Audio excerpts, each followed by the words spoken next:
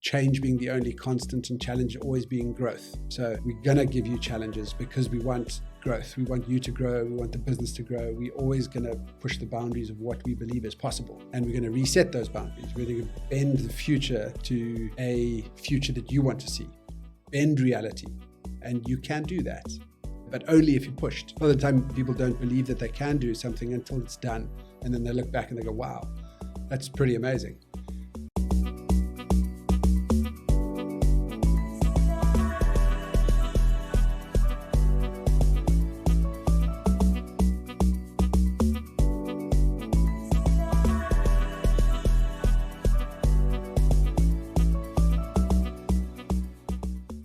Paul, I usually begin my podcast by asking a reflective question. So would you be able to rate your overall well-being from a scale of 1 to 10 and give me a reason why? Overall well-being, I think a 7. Yeah, Healthy? I think a 7. Yeah, I feel like I'm healthy. I feel like my family life is really high. I'd say 9.5. Very happy with my family. Very blessed to have a healthy, stable, very happy family. I'm a little bit chubby, so that pulls me back a bit. That's why I say a 7. A little bit unfit of where I'd like to be, and I'm quite stressed at the moment. We're in a particularly stressful phase of the business. And I think any startup does create stress. It's just about managing in phases, I think. But yeah, reasonably healthy for a middle-aged man. Starting to feel the trying to keep the old man out. But yeah, I would say 7. So you did mention that you're going through some stress in the business, and we'll get to that. But just a question: how would you mitigate that stress and actually manage it when it comes to living a balanced life? Yeah, that's a great question. I think it's individual what releases stress. Some people respond differently to different stimulus. I would say the things that release stress for me are exercise and being in nature, and spending time with my family away from devices. So it's the ability to check out and be completely distracted and present in whatever you are doing, and wherever you find that, that's the thing that de-stresses and brings back the balance, I find. So I in a couple of weeks I'm actually walking through the Kruger Park camping with 8 of my great friends, my lovely old friends from university, and that for me puts me right back in balance. So we're walking the entire length of the Kruger over 3 years. So it's right from the north in Pafuri all the way down south to Malalawan. And it's 656 Ks over 3 years and 6 things. So we're doing leg 2 at the moment. And that's probably the biggest source of de-stress for me. So how long would you do? Not distress, de-stress. Yeah.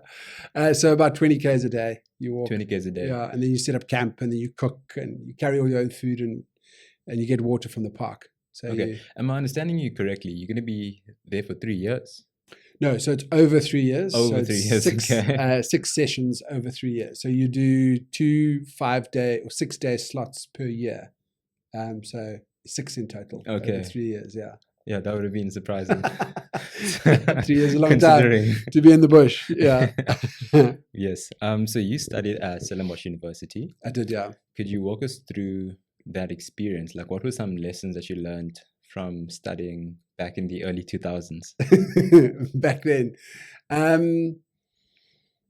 Stellenbosch for me was just a complete eye-opener to so many different walks of life. And so many, just so many cultures, so many languages, such diversity of thought, of opinion, of background. In the early 2000s, it wasn't hugely different to what it is now. I think a lot of the change happened before before 2000 in terms of the makeup of student at Stellenbosch University. So the diversity was great. In terms of actual studies, I don't know if any 18-year-old really knows what they want to do. I took a gap year before I studied and still didn't get my choice right of what I wanted to study. So I studied BCom law and scraped through because I had an absolute joy. I had probably the best, it took me 4 years, best 4 years probably of my life, carefree, playing a lot of sport. I worked on wine estates for pocket money, and it was just the best. It was just such a wonderful time. Yeah. How conscious were you about the environment back then? Not. No. I knew something was going on, and I was conscious. I was conscious and aware. I wasn't in a state of action or learning yet. It was kind of something that people spoke about and I saw in headlines, but it wasn't at that point. It wasn't a big part of my life now. And society as a whole, back in Stellenbosch, was there any practices in place? Was there awareness created? No, I don't think. I don't think then it was a priority for South Africa. I think the international news conglomerate were starting to report on it in a more intentional way, but certainly I don't remember it being part of. At that point, it was like recycle was the big message. Recycle, conserve water, the kind of the standard stuff. Don't litter, but that there was nothing really about carbon emissions or thinking about carbon emissions. Okay, and your first professional endeavor was at Lobster Ink, am I correct? Yes. Yeah. Well, I mean, during the Lobster Ink phase, let's call it, we started about 6 or 7 different businesses. A lot of them failed. Interesting. Could you walk us through a couple of those? You want to talk about the failures? So we started. So Let's Sell Lobster was the first business we started, and that was a face-to-face training business, skills development business, where we identified a niche in the market, particularly in hospitality. Coming from South Africa, hospitality is a big employer of low-skilled individuals, low-skilled people, and that's across the world. It's an easy entrance into, as an unemployed person, to get a role as a waiter because you don't need formal education. It's not like going into the medical field where you need a qualification to get employed. So you just need a smile and a good personality to be a waiter, and a good work ethic, and you kind of learn as you go.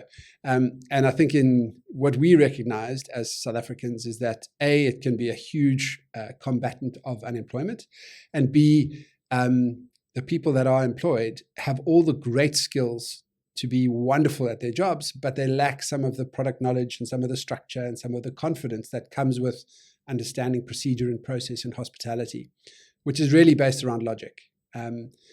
But the content and knowledge is unattainable for the normal person because it's written in by academics. So we, I guess, demystified a lot of the content for people. I'll give you an example. So our wine course was called Bush Logic, and we compared, it's very difficult to understand. If you don't drink wine, if you don't have an interest in wine, it's very difficult to understand the differences in varietals. So a Cabernet Sauvignon is different to a Merlot, is different to a Shiraz, different to a Pinot Noir. And people who love wine can talk for hours on the differences. And we used animals as a analogy. So we said a Cabernet Sauvignon is like an African elephant because it's a big and bold wine. It's full-bodied, lives for a long time. It has a big structure. And for the first time, people who lived in the bush their whole lives could grab onto an analogy that could unlock confidence, because then they could stand up at a table that evening and say, this Cabernet Sauvignon is like an African elephant because it's big and bold and it lives for a long time. And the guests can be French sommeliers and be like, wow, that's super impressive. So we saw, and we had an analogy for every single varietal. and it's actually a super fun course. If you ever want to talk more about that, it's great. But it created a lot of energy around something that is previously was very flat and very academic. And we saw the potential of people being unlocked in front of our eyes, and we realized that this needs to scale. And then we started the scaling journey of how to take face-to-face learning and learn from not what is directly in front of you, but the insights behind it, and then apply those insights in a scalable way. And you scaled across Africa and, of course, other countries? Yeah. So we started scaling by, because back then you do something, you see something that works, and you don't think, if I knew what I knew now back then, we would have moved to online media and video a lot quicker. But back then you solve the problem that's immediate. And that's a lot of the time what entrepreneurs do is the forward motion of solving a problem creates other problems and other challenges, not necessarily problems, but it's just another thing to solve. So you solve the challenge of building a course that customers want and creating a service that customers want. But then a lot of customers want that. And then you've got to solve that problem, which is a different problem. It's a scale problem. And we always used to say, as long as you're solving a different problem, it means you're moving forward. If you're trying to solve the same problem, that's concerning, because then you're just not getting it right, or no one wants the thing that you're trying to solve, or there's no market, or there's no problem, or, the product market fit isn't there. So we solved the scale problem initially by hiring a bunch of people and training them up to be trainers like ourselves. So we replicated the person. And then because we were a startup, we couldn't pay high salaries. So those people got poached.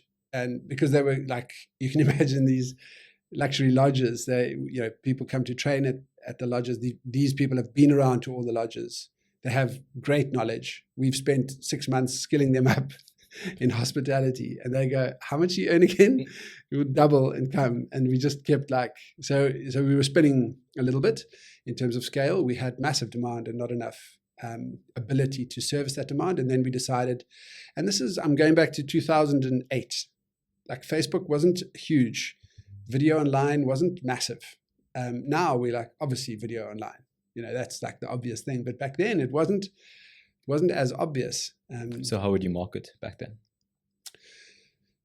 Good question. We would word of mouth was big in the lodge and hotel world. A lot of people moved between, so we focused a lot on relationships, because managers shift from one hotel group to another, and then they take the solution with them.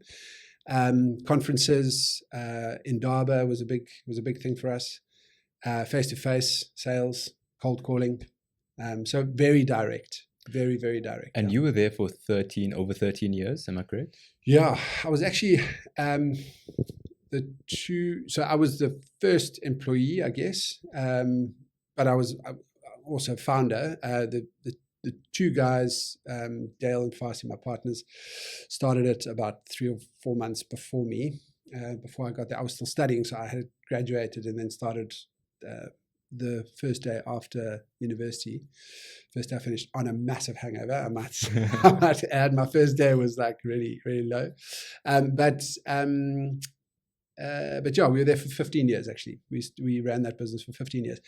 And while we were running that business, we started a restaurant, a wine distribution company, a recruitment business. There were a couple of others that started and stopped quite quickly. And very, we were very excited about the world at large. Was those other endeavors under Lobster Ink the umbrella? How was it structured? We separated them out. So both of those businesses are still going today. The Roundhouse restaurant in Camps Bay, as well as a wine distribution company called Under the Influence. So those are still going today. So we sold Under the Influence to the MD, who's currently running it. And then the Roundhouse restaurant, similarly, we also sold. when we moved to Geneva because we couldn't operate it. But we started them all, they're all related. So because we were in lodges training on wine and service and whatever, and a lot of the lodges said to us, how can we get great wine? We can only get a certain amount of wine here. So then we started a wine company that supplied them with great wine from the Cape. And when you moved to Switzerland? No, this was still while we were in Cape Town. And then the restaurant was, we originally looked at starting a restaurant because we wanted to have a hospitality school that was an operating restaurant. So that model exists overseas quite a bit, where you bring in people, you give them theory during the day, and at night they run a restaurant. And that's kind of what we wanted to do. But we quickly realized that we got a great location. I don't know if you've been to the Roundhouse, but it's I know of it. You know of it, yeah. So we didn't know we were going to get such a good location. We got a great location. And then we were like, no, we actually have to do a proper restaurant here. So then we changed our model a little bit. But we employed people who had never been waiters before, and we taught them from scratch. And I think we won the Service Award 3 years in a row. The SA Restaurants or Eat Out Awards. And we won, I think we were like third best restaurant a couple of years in a row in South Africa. And that was also a marketing activity for Lobster, for the hospitality training business. And was the intention to sell lobster? Yes. So we started, while we grew and while we watched its trajectory move from a face-to-face non-scalable business to a online very scalable business. And then as we started moving into jurisdictions like UAE, Asia Pacific, we started to realize that the problem that exists in South Africa with, let's call it a skills gap, where you have a gap between basic knowledge of service delivery and expected service from guests. That's not an African problem. It's a global problem. If you go to Dubai, they have migrant labor. So they bring in labor from India, Bangladesh, Philippines, et cetera, and they have uber luxury hotels, massive uber luxury hotels. So their problem is even bigger. So they need to train people at big scale. Then we went to Asia Pacific, and same problem, same challenge. And then we went to US, same challenge. We went to Europe, same challenge. Slightly different in each market, but ultimately, knowledge is in hospitality is power. Knowledge builds into service delivery. And just a question, how did you actually network with all these international luxury hotels and these institutes to actually get business with them? Great question. I think if your product fits, then the amount of networking and sales and kind of marketing that you need to do is reduced. I'm not saying it's nothing, but I'm saying that if you create a great product, people will come and take it from you. And a lot of times we would get into one hotel group. For example, we got into regional groups in Dubai. Take Kempinski, Jumeirah as an example. Some of the luxury hotels in the region. We'd get into one or two of those hotels. They would see the results, and then they would quickly run. So they'd run a pilot, and then quite quickly after that, they would then launch regionally. And then the global head, we would then call the global head and say, hey, can we have a global conversation? And then we would move from UAE to Asia Pacific, and big hotel groups trial things in areas like UAE and Asia Pacific because it's not mature markets in their opinion. So we would then go from launching a pilot in a small region to a bigger region in Asia Pacific, a bigger region up to head office. And then we'd get into bigger conversations because we proved at a lower level that we can achieve good results.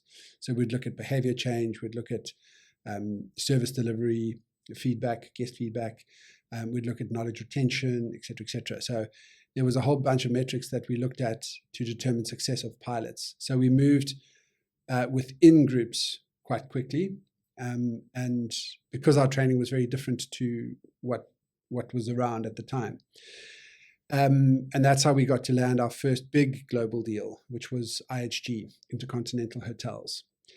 So for a small South African startup, we were then given a contract to launch in 4,500 hotels worldwide across 5 different brands,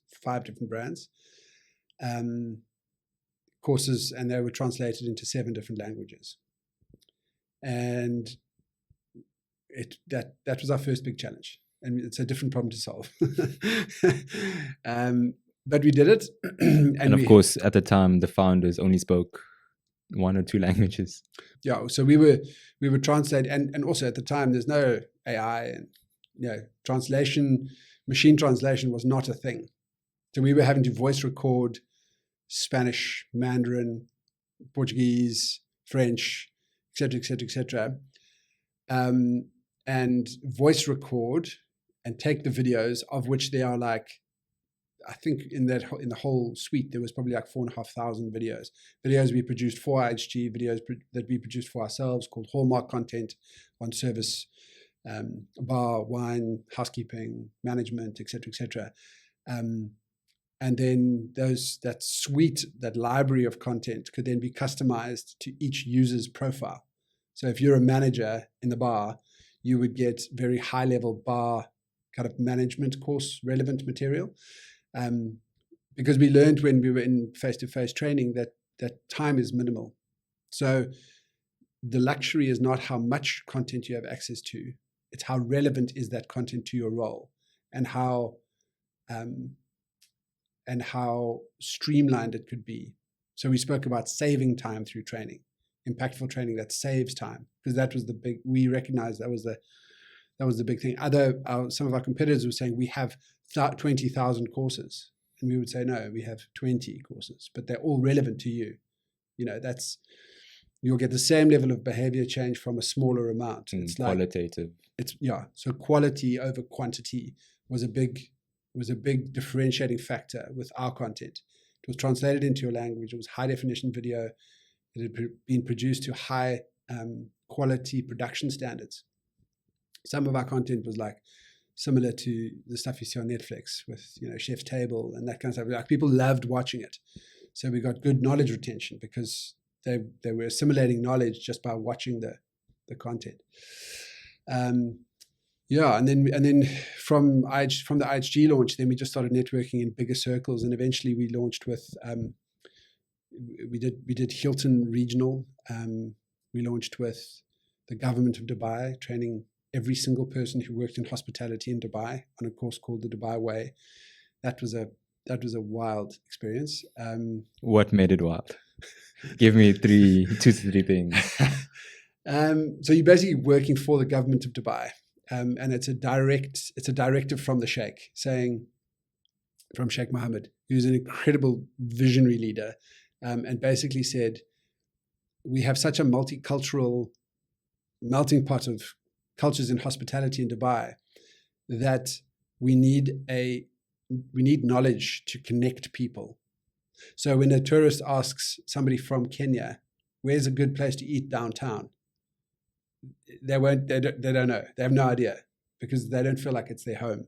So the course was there and the courses, there was like a huge amount of courses, but the courses were there to connect people who lived in Dubai with what Dubai was about, with the culture, to create a bit of a culture in Dubai with migrant laborers, essentially. And it was an incredibly visionary approach, but a hard thing to do, really hard thing to do.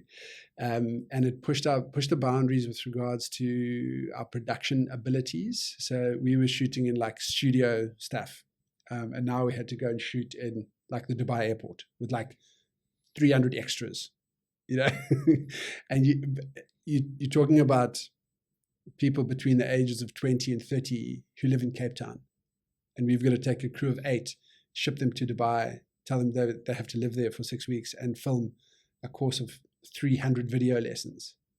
It's different problems. So, and what you learn through all of this stuff is the incredible resilient nature of South Africans, tough people, problem solvers. Because a lot of that, even as I describe it, I think to myself, wow, that's quite a hard thing to do. And was that mentality of problem solving passed down from the founders to the team? Definitely. I think we tried to hire people who were optimistic and who saw solutions where other people see problems. And I think by the nature of working at Lobster, a lot of the people will tell you it used to toughen them up. They used to say like it hardens you, because we always, we were pushing challenges, big challenges down to people who had not necessarily the experience on paper that should be doing that level. It was always like, we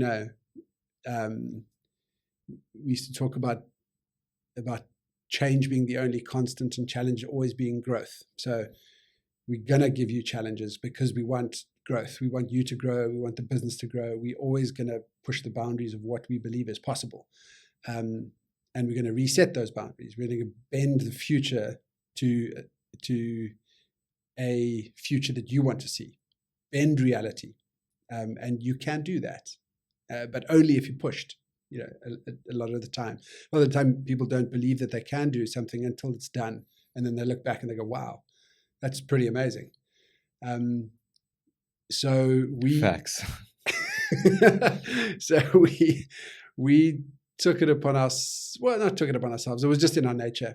We just wanted to do big stuff. We saw the potential, we saw the opportunity, and we wanted to maximize. And then the story culminates with us landing our biggest contract and solving the biggest problem, and that was Marriott bought Starwood. It was a huge merger in global hospitality, and it was complex, a very complex merger because Starwood had massive luxury properties, and Marriott, and they had to integrate systems and all that kind of stuff.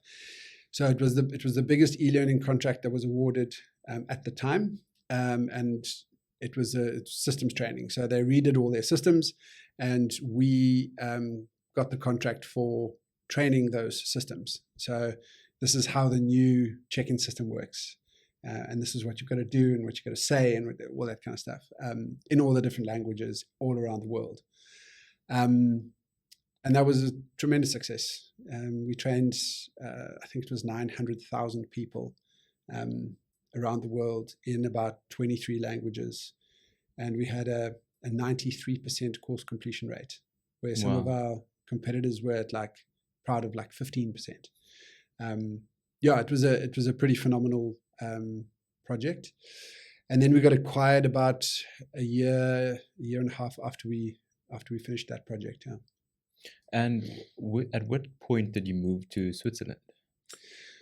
So it was 2016. So it was about 5 years before we ended up selling. So we ran the business from Switzerland, from Geneva, because what we realized is South Africa is a long way away. If you want to build an international business from South Africa, eventually you need to have an international address. What we realized is that we couldn't run our global business from South Africa because people don't take you seriously if your address is Cape Town. Sorry, Cape Town. Sorry, South Africa. You can execute your product here, so you can build it here, but you need to ship it globally, and you need to be in jurisdictions where decisions are made. Because you can't say, we found ourselves flying to Hong Kong for meetings. For a meeting with I'll never forget this one meeting with a F&B manager, regional F&B manager. So he was quite a big deal, trying to get a meeting with this guy for ages. He said, okay, cool, let's meet. Me and Farsi, my partner, jump on an airplane, fly to Hong Kong, get into his office, looking exhausted. And he's like, where'd you guys come from? And we say, Cape Town. And he's like, what? Are you joking? Why did you come from Cape Town? We're like, well, we wanted to meet you. He's like, did you come all the way for this meeting? Like, no, we have a couple of others. But I mean, they were small meetings, you know. We just really wanted to meet this guy. And he was so like blown away. He thought we had come from like Midtown, you know, not Cape Town. But I mean, that's how we did things in the day. The video calls wasn't a huge thing, you know, like COVID hadn't happened. We're talking of many years ago. Give me one reason why international businesses don't take Cape Town seriously, or South Africa. We're not part of the conversation, really. There's the global north and the global south. And we are a young country. We're 100 years old-ish. You know, we have a interesting past, but we export a lot of our skills incredibly well. South Africans build phenomenal companies, A lot of the times when I would meet with boards of other companies, there would invariably be a South African somewhere, either in operations or finance or leading the company, because South African personalities are very resilient, very problem-solving, very get shit done attitude. So, you know, we don't believe in like boundaries necessarily. But as a country, we are always going to be underestimated, always. And that's just because of the nature of where we are in the world, like right down at the bottom of Africa. We're part of Africa. Africa is underestimated in terms of its ability to contribute globally in any serious form. And that's kind of, I don't know, I think that's just reputational. I don't think you can change that as a reputational brand. I think a lot of the news that comes out paints South Africa in a very bad light. Certainly living overseas, you see it from the outside in. And I always used to find myself almost defending South Africa. You know, we moved back to South Africa and people look at me like I'm crazy. And I always say that our lifestyle is, we're living probably, you know, some of the best lifestyles in the world, a lot of us in South Africa. And things aren't always as rosy overseas. I'm digressing a little bit. I think it's reputational why we underestimated. But being underestimated is not necessarily a bad thing. And in Switzerland, how different was the culture when it came to climate change? Very different. If you don't recycle in Switzerland, as an example, and I know it's not directly related to climate change, but recycling is a culture there. You just do it. The government talks about climate change all the time. There are all sorts of measures that are government-led, municipal-led, that contribute positively to climate. Most of the houses there are heated by geothermal heating. So holes drilled down into the Earth's core where it's warmer, and then bringing up heat from there.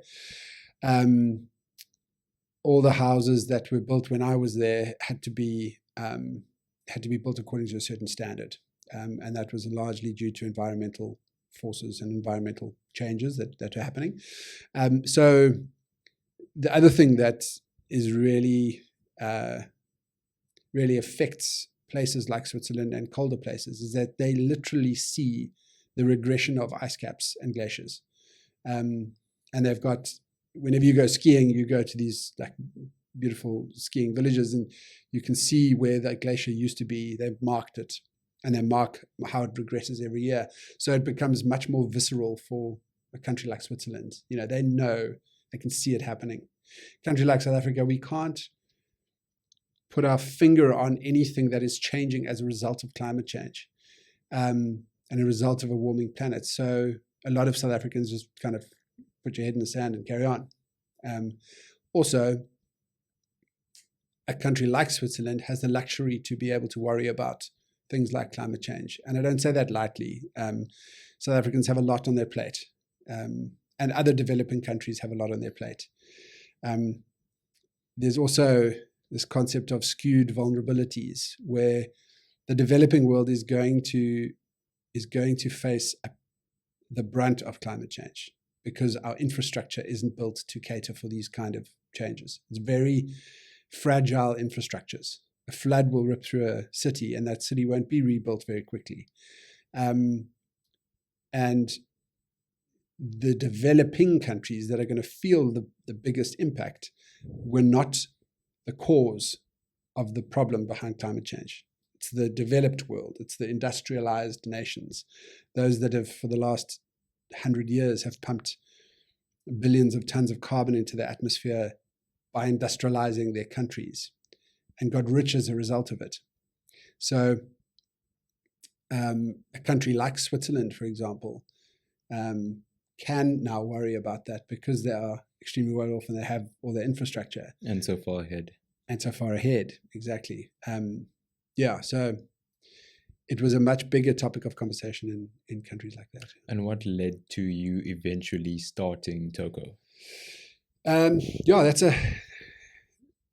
a good question. I first realized that I cared deeply about climate change on an aeroplane from traveling from Dubai back to Geneva with my family. Our kids were very small. And I watched a documentary on plastic in the ocean. It's called Drowning in Plastic, for anyone who wants to watch that. Phenomenal documentary.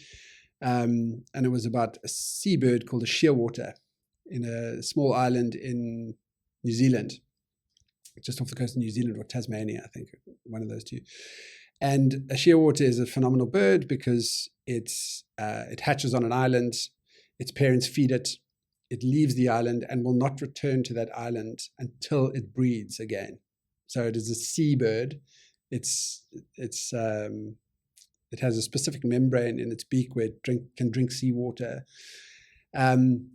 And a lot of these shearwater chicks were dying because their parents were going out to the sea, getting plastic and feeding the chicks, these helpless chicks, plastic.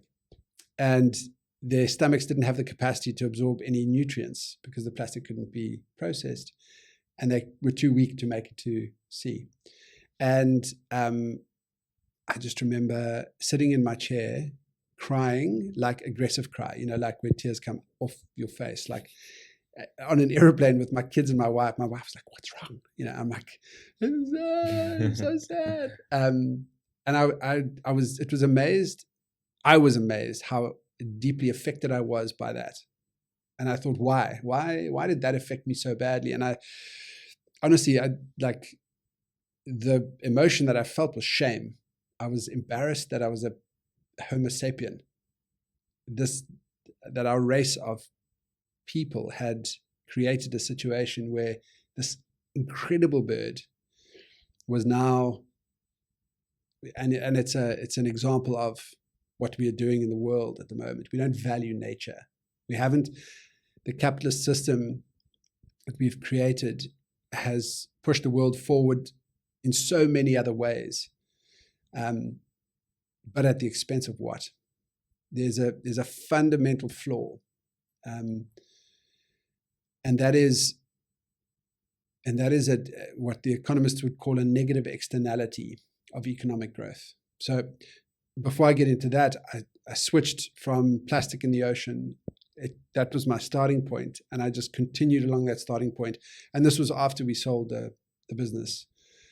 So I had time and space to think and read and research and go to talks. And I consulted for a foundation in Geneva just to get some experience. I went to Iceland to look at a direct air carbon capture project. I went to Arizona State University to speak to a guy called Dr. Klaus Lackner about direct air carbon capture and learning about that as a technology that could potentially help. And then from that perspective, I started looking at the solutions, of which there are thousands of phenomenal solutions, great solutions that can lift us out of this. Essentially, the problem is that emitting carbon is free, but removing it is not. You can emit carbon as a business, and that's why it's a negative externality of economic growth. It's a consequence. I don't get taxed more if I emit more. I don't get rewarded more if I remove more. Show me the incentive, I'll show you the behavior. It's Warren Buffett's famous saying. What's the incentive to remove carbon? That's the question. Where is carbon? What is the demand? source for carbon dioxide in the atmosphere, if we can find a strong demand source, then we can create incentive, and incentive drives behavior. At the moment, the incentive is aligned to emit, because emitting is free. This episode is sponsored by Toco, the world's first currency that captures carbon dioxide from the atmosphere. It's basically tons of carbon in the form of money, stored in a digital wallet. All you have to do to remove carbon from the atmosphere is download the Toco app, register, and exchange an amount from your bank account into Tocos. You can then use these Tocos to pay at selected merchants who accept Toco as a form of payment. Contact the Toco team for more information. Yeah, what the economists call a negative externality is something that is produced as a consequence, an unintended consequence. And if you think about carbon emissions, most people don't think or don't know that they are damaging the environment, that carbon dioxide creates this greenhouse effect, and it does warm the planet over a long period of time. So nowadays, I think a lot of people do, but for the past 100 years, we haven't understood the consequence. Now we do. Now it's very difficult to change that because the negative externality is built into the system. It's hard to change. Okay, so can you walk us through how Toco actually solves that problem? Step by step, if of course, possible. Of course. Let me start by explaining how money works, if that's okay. Please do. Because it's important background. So money from time, and I'm just going to walk through the history of money very quickly. So humans started trading things of value when they created excess, when we farmed. So before humans started staying in one place, we moved, we roamed.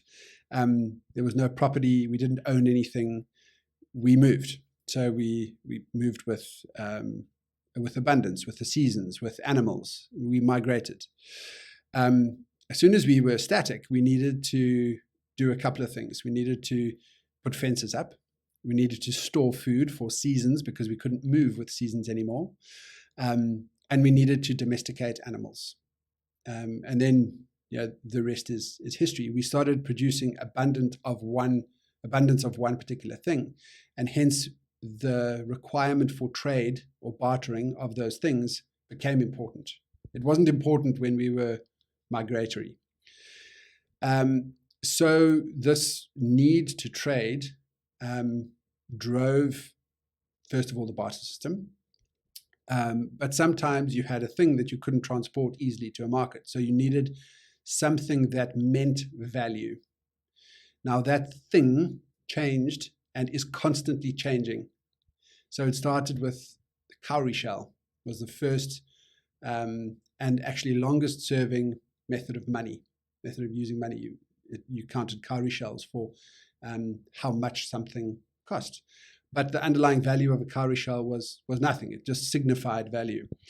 People gave it value. People gave it value. People's agreement gave it value. But if you wanted to melt down your cowrie shells to produce something else, that didn't happen. It was just the ability to exchange. So if somebody else took your cowrie shells, then it had value. If people decided not to take cowrie shells, then they were just shells.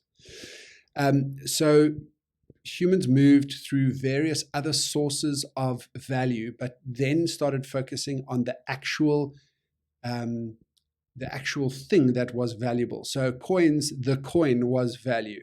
So a silver coin, that piece of silver held its value.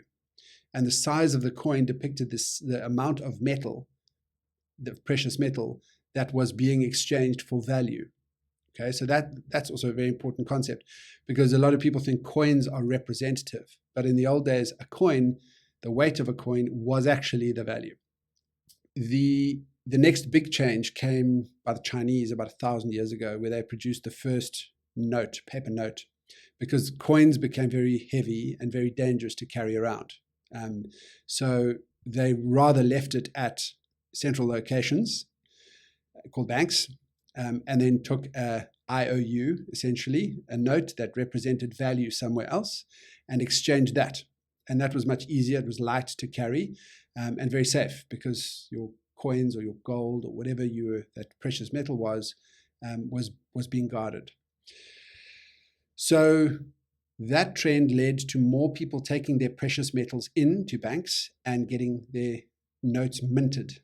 So they would get money for the coins that they brought, and then they would go and trade those notes around. And those notes had value because they were representative of gold. They were backed. There was a commodity. They were backed, exactly.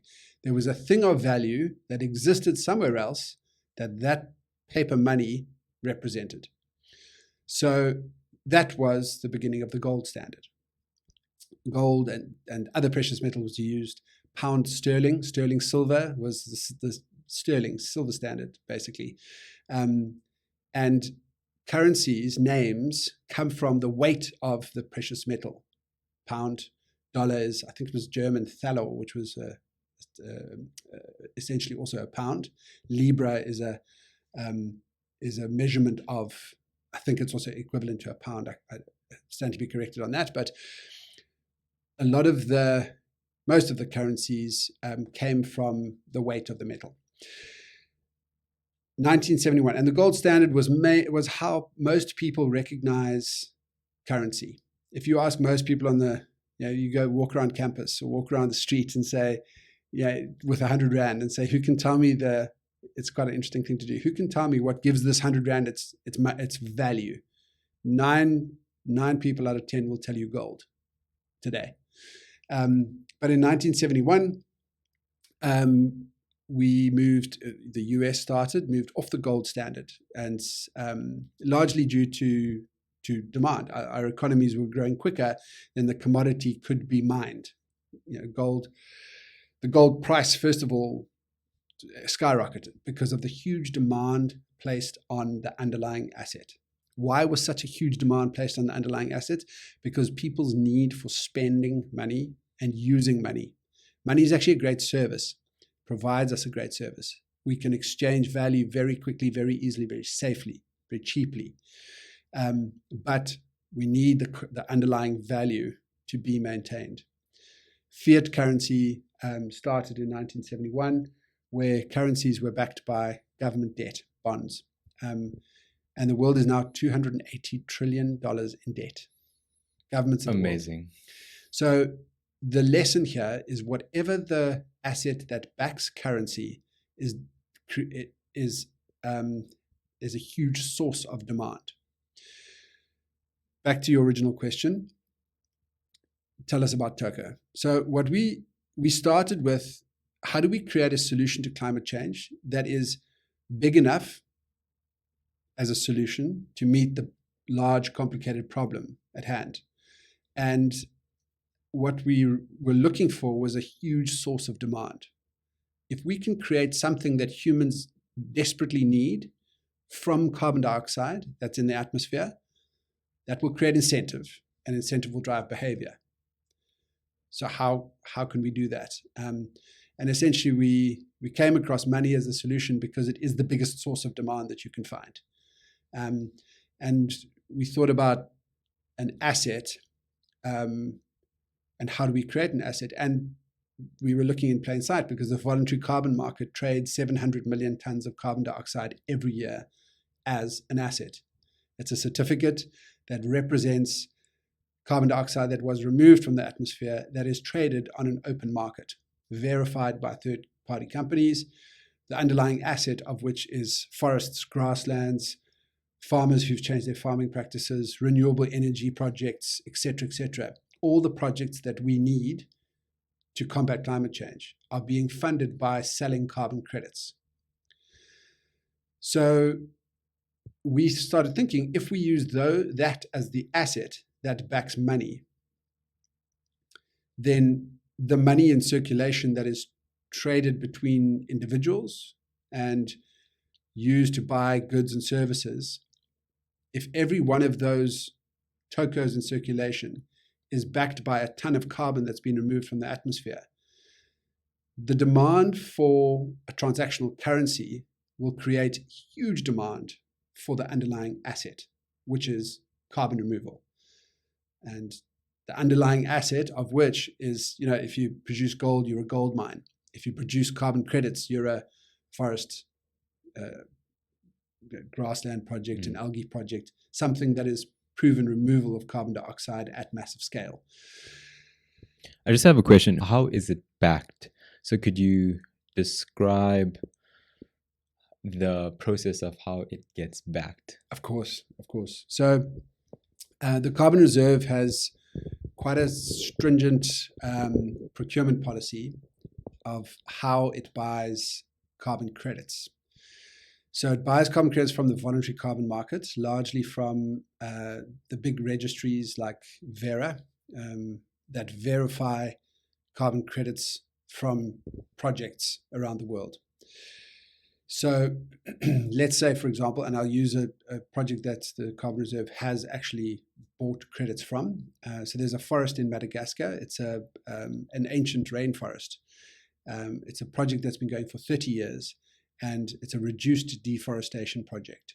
So they're expanding the forest as a result of efforts of the project leaders and the communities that live around the forest. They are protecting and expanding the rainforest. Okay, that's what we need. In total, that project has removed something like 40 million or 30 million tons of carbon dioxide in its lifetime. And we bought some credits. I say we, the Carbon Reserve, bought some credits from Makera. I think in the region of about 2,000 credits, 2,000 tons of carbon dioxide removal, proved removal. So they buy those certificates, they hold those certificates on the blockchain. So they're verifiable and trackable and traceable, and manage that portfolio of assets by risk rating each one of those assets. So nothing is perfect. And in the financial industry, they use risk rating methodology to rate debt, different levels of debt. So mortgage bonds and various other things. And there's AAA, B, C, whatever. So we decided to use a similar approach by saying, let's look at the underlying project developer, let's look at the asset, let's look at the asset class, let's look at the country, all of these various factors that build up into producing high quality or dependable mitigation value. So how sure are we, in our view, that a ton of carbon was actually removed as a result of this certificate, as a result of this project? And we apply a risk rating methodology. If we buy credits that are slightly lower quality in our mind, that risk rating is high. So as an example, we bought credits from the Stellenbosch recycling project because it's very topical, very newsworthy, and people can see the change in Stellenbosch. And we risk rated those assets, I think, about 50%. Again, I stand to be corrected, but let's say we did, it'll be 2 tons held for every ton in circulation. Just in case there's a question mark about that project, so we'd rather be safer. We're essentially creating a buffer of mitigation, so that it is absolutely paramount that every Toco in circulation is represented by a ton held in the Carbon Reserve. So at the moment, I'll give an example. It's a small example because Stellenbosch is a very small market, but we've, as a result of Stellenbosch students buying and using Toco for their day-to-day expenses and merchants accepting Toco, we've created a small ecosystem in Stellenbosch. That ecosystem has caused the Carbon Reserve to hold 6,500 tons of carbon dioxide, proof of removal, so carbon credits. And that's currently held in the Carbon Reserve. Now, if the community of Stellenbosch doubles, let's say the amount of users double and the amount of transaction activity double, the Carbon Reserve will have to go and purchase more carbon dioxide credits, carbon credits, to back up the Tocos in circulation. And that's how the demand for a transactional currency drives the demand for carbon credits. And the more carbon credits are demanded, the higher the price will go. The higher the price goes, the more companies will enter the space. The more companies that enter the space, the more solutions and the more supply we have. If we can stimulate that with a constant source of demand that is constantly growing, we'll get investment and innovation, research and development. Big companies will move in because they'll see it as an opportunity to make money while doing a good thing. And if that price continues to rise, then you'll get better innovation. Innovation always follows reward. So wherever the highest source of reward is, put AI on your CV nowadays and see what happens. And machine learning a couple of years ago, and before that it was something else. Before that it was something else. So companies are willing to pay and invest a lot in something that is going to give big rewards. And currently, what's the value of one Toco in rands?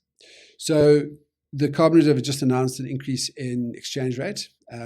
So it's up to 203 Rand.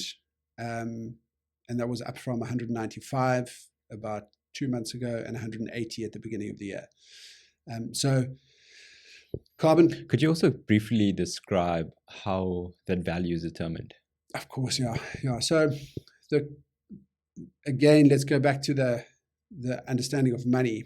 The cost of in a commodity-backed money, currency, it's easier to determine the value of the currency because you take the cost of the underlying asset is the main driver. If that asset increases in value, then your exchange rate will increase in value. It stands to reason. Whereas fiat currencies, normal, the currencies that we know, rand, dollar, pound, it's a lot based on sentiment, a lot based on country, a lot based on the Fed, but it's quite a complex. It's quite a complex makeup of what actually drives the value of those exchange rates. A bad news headline, some market data, some hot inflation numbers, and then all the exchange rates shift as the very dynamic market and that dynamic ecosystem shifts. But Toco's price is driven by the cost of the underlying asset. So simply put, if carbon credits become more expensive and the value of the assets that the Carbon Reserve holds become more valuable, then that price would increase. It's also driven by demand for the currency. So the more buyers there are and the less sellers there are of the currency, it means the price will increase. Yeah. And could you walk us through how a user, an individual, can actually sign up and start using Toco? Yeah, sure. So at the moment, we are only registered on the South African App Store, although we are regulated in Switzerland as well, and we're about to launch in Europe early next year.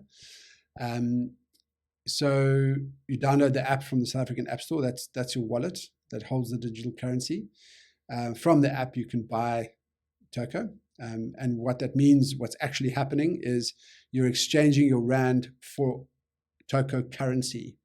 So it's rather than buying Toco, you're exchanging your rand for Toco. You then own that Toco in your digital wallet.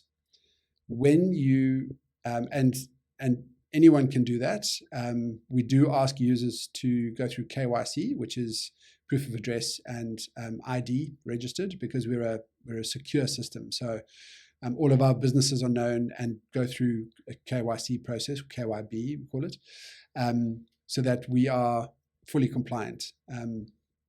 We bank with Standard Bank, so we've gone through their compliance committee and we made sure that we comply with all their regulations. We also have anti-money laundering practices built into the system.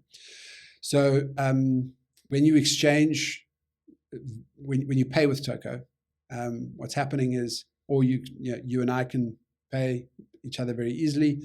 You're actually exchanging a form of digital cash. So when you buy a coffee with Toco, for example, let's say it cost me $30. I scan the QR code, I punch in $30, I pay.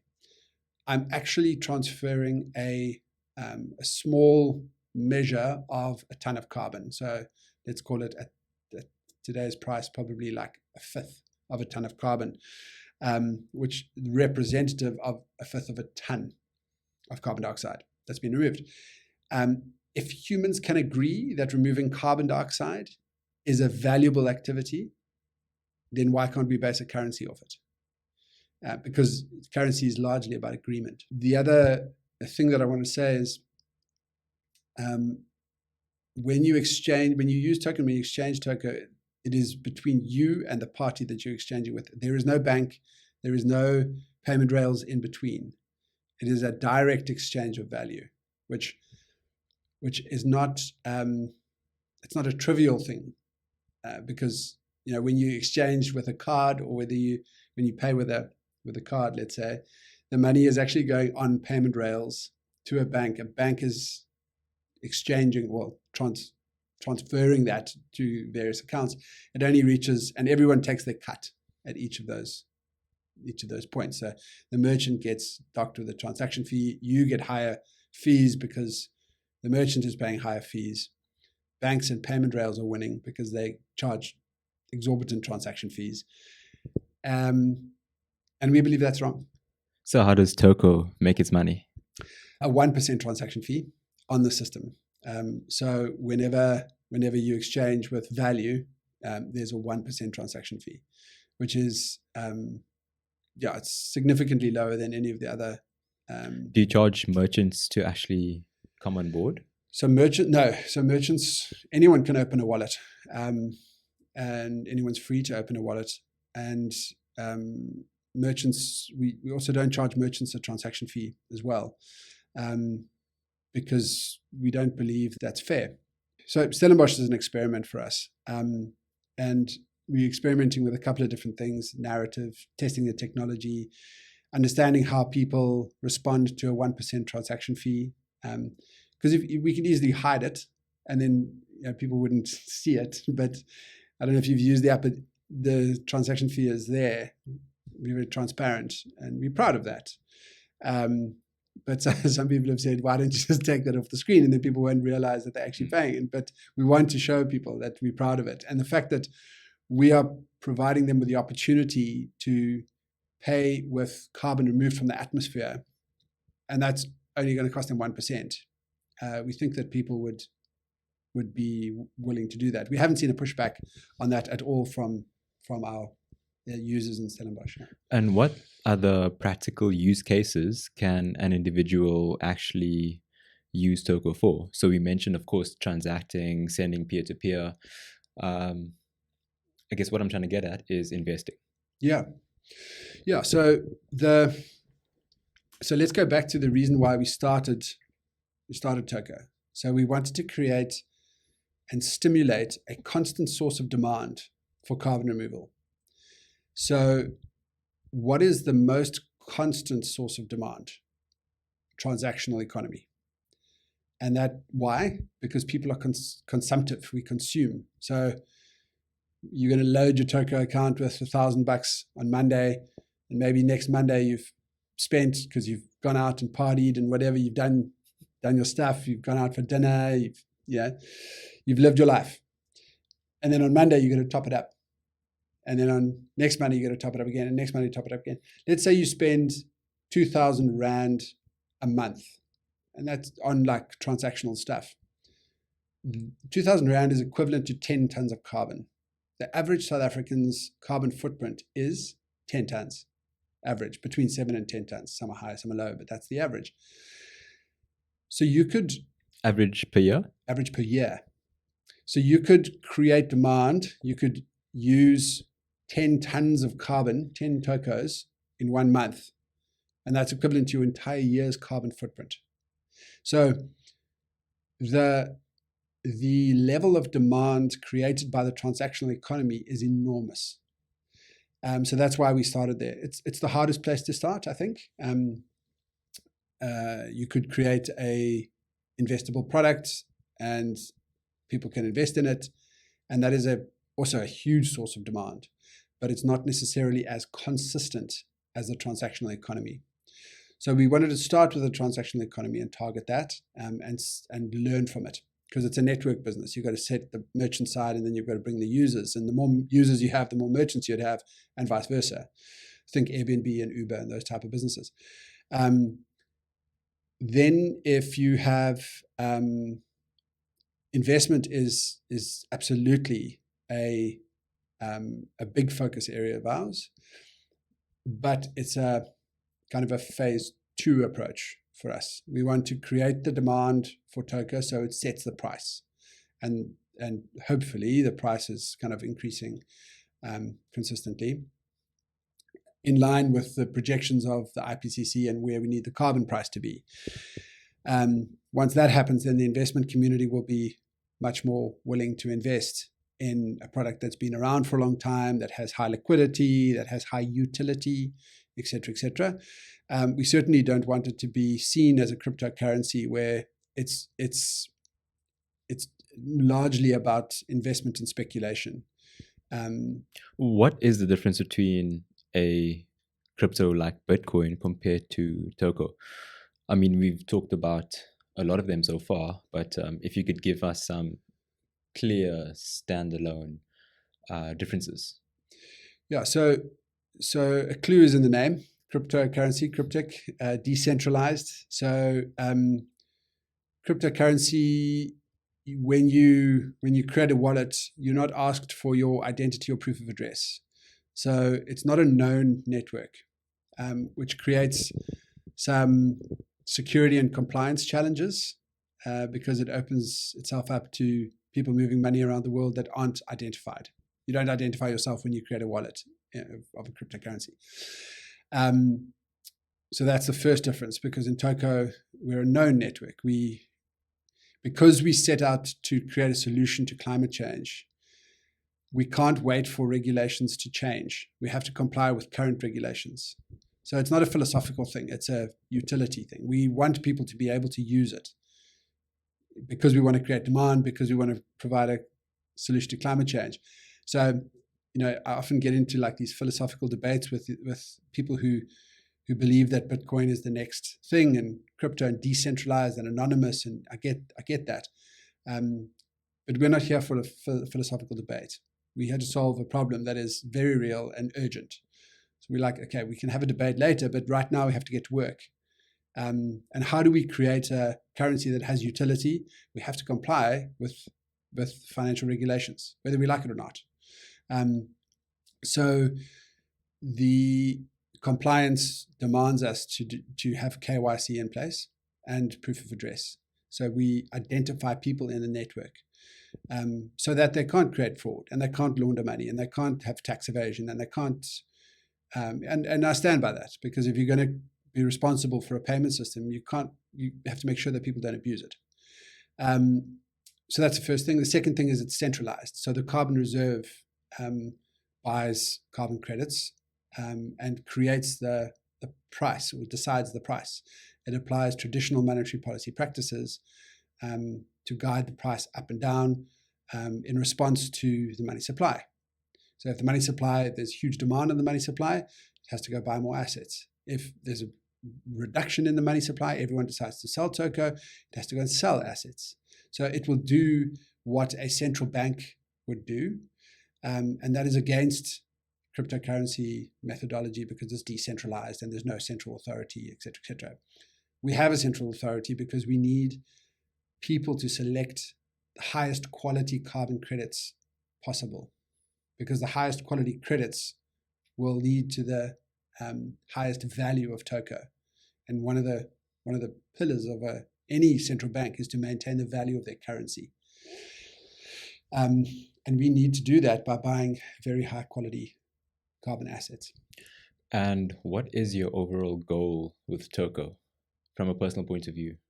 Where would you like to see the business grow? Our long-term goal is to evolve the economic system so that it correctly places value on the environment and environmental wealth. And we create this, maybe not right the wrongs, but we create an evolved economy where it doesn't have this negative externality, where we can innovate through the problem of climate change, and we can place the incentive at the right position so that humans naturally and the market naturally solves this problem, and not continue like it is now. Our ultimate goal in terms of growth is next year we launch in Europe, in the Nordics. And after that, European region, so middle of next year, the European region, and then US. So end of next year, we're targeting California as the first location. And then, so then we'll start on the West Coast, and then the East Coast of the US, and then up to Canada. And then UAE and Asia Pacific, probably 2025, 2026. Ultimately, we need to create such significant demand for Toco that it creates such significant demand for carbon assets that the price of carbon, is huge, has increases massively. And if that happens, we believe that we'll channel resources into where forest becomes a gold mine. Is ultimately, if you ask me, like the simplest objective of Toco is writing a check, the Carbon Reserve writing a check to Brazil for the Amazon rainforest for $100 million a year. And says if you expand that, we will expand this check that we are writing you, and make forests as valuable as gold mines. That's ultimately what we are trying to do, so that the natural world is protected, not because it's the right thing to do, but because it's economically viable. Because that's how you change human behavior. You don't regulate, or you don't petition. That doesn't change people's behavior, I don't think. I love that. And what can South Africans do besides changing their currency? So firstly, support companies that are making a significant effort. Yes, there is absolutely the option of reducing your meat intake, but are you vegan? I'm not. No, I'm not.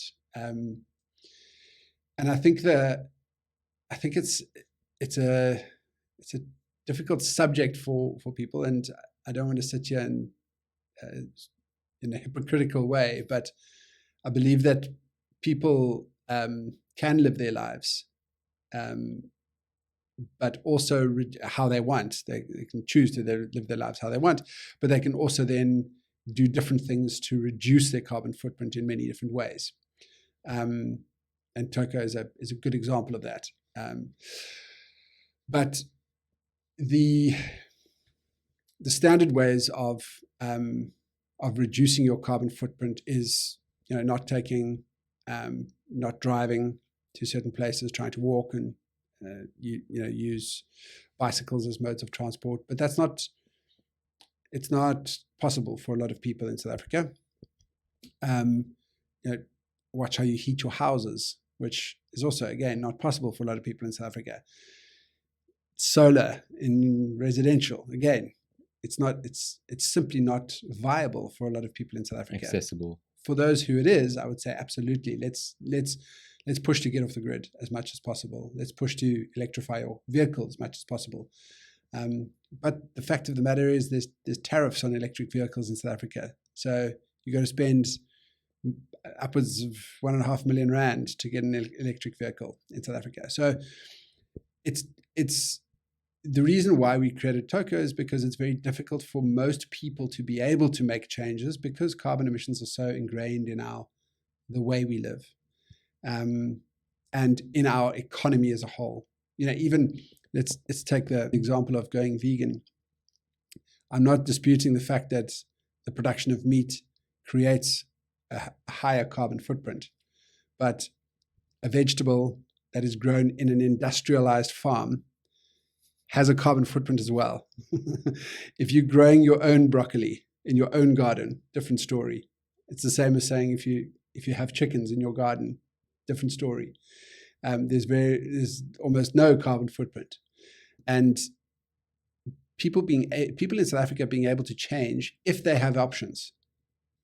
Let's embrace all those changes if they have options. If they don't have options, it's very difficult to change. So, And that's why it's such a hard problem to solve. Mm. I wish it was as easy as saying, I mean, don't litter, but it's not. there are 17 Sustainable Development Goals set by the UN, and climate change is number 13 on that. Mhm. And in your opinion, how far are we from actually achieving that by, I think the year is 2030? Are you talking about globally? Yeah. So the UN has 17 of the Sustainable Development Goals. Yeah. And the goal is to achieve that by 2030.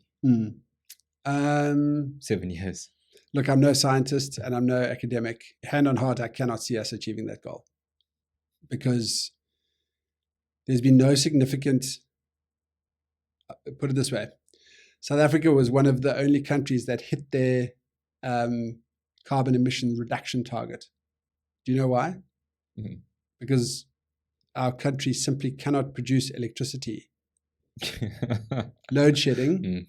The silver lining of load shedding is that we are in line with our emission reduction targets. Do you think that's intentional? Nope.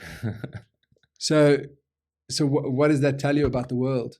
If we had more coal and more power stations, we would be burning it because our communities demand electricity more than they demand carbon, hitting our carbon reduction goals.